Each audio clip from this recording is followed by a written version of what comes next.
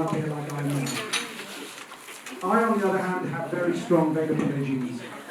Let's just leave it at that. I did try over the years to be less like me and more like him, but inevitably completely failed.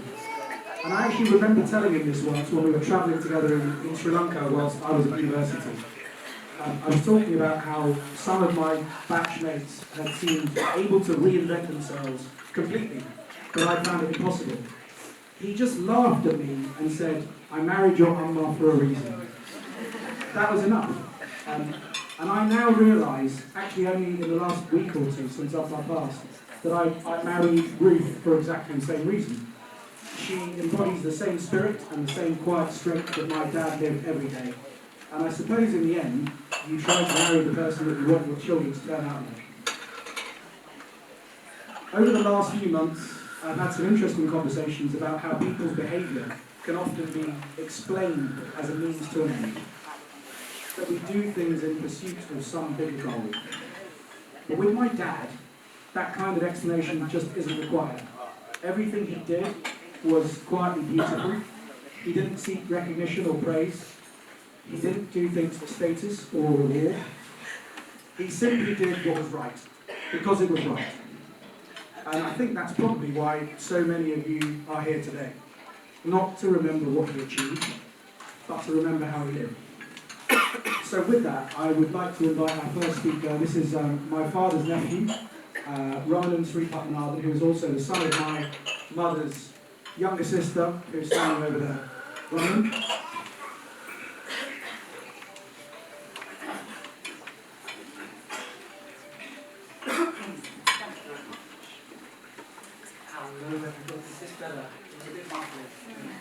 Wonderful. So, for those of you who don't know me, I'm Ramanan. I'm the father of Mary Clark's nephew.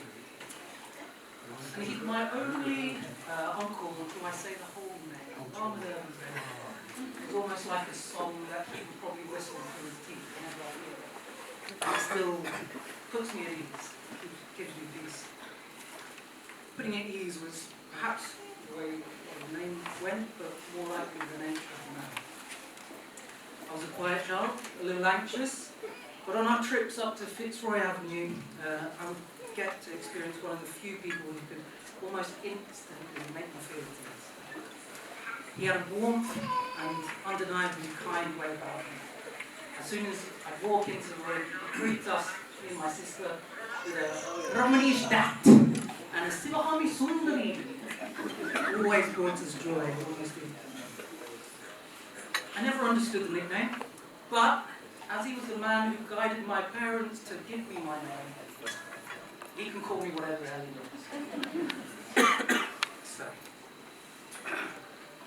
side note, as warm as he was, the way that he told off those unruly kids of his, I knew he was a man to be respected.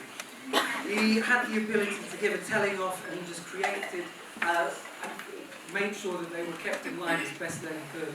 But even with all of that, created a feeling of safety and calm and joy for all of those around him. One of his best skills that has been mentioned countless times was his humour. Yes, he would repeat joke after joke, and some of you may not have enjoyed it, but I loved it, and I may have been a culprit for encouraging it on and on.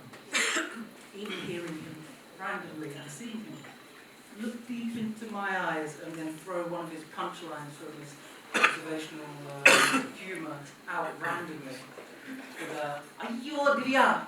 and referencing something, a conversation with Govind when he was young. Ups and downs always made me laugh and had me in stitches straight away.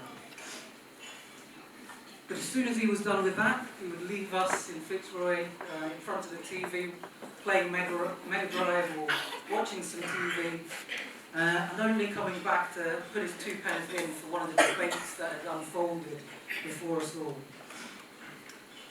He was so dedicated to his family, and one of those clear tasks that he always did, and clearly put all of his love into, was his cooking.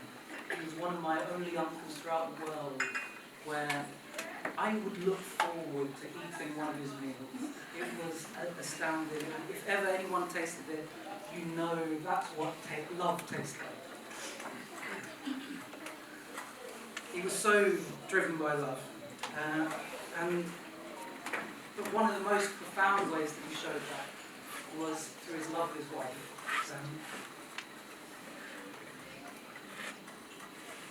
My Kunji Perumal, his wife. His love was unflinching and is eternal. Always sitting by her side, and even now, her side feels like an empty spaces there. I never get used to not seeing that. And even a few years back, maybe before COVID, I could still see him guiding Kunji Perumal up the stairs of Bushy Road, and that would always be such a beautiful sight, even though he was slowly getting more frail. And it was such a wonderful thing to me. But now his physical self is gone, and has left us how he lived. Caringly, peacefully, and with great dignity. But also with endless memories for all of us who have so much for. We'll miss you all. I'm going to finish with a little quote that maybe only 1% will understand. And I can't complete because it's inappropriate, but it's one that always makes me laugh so much.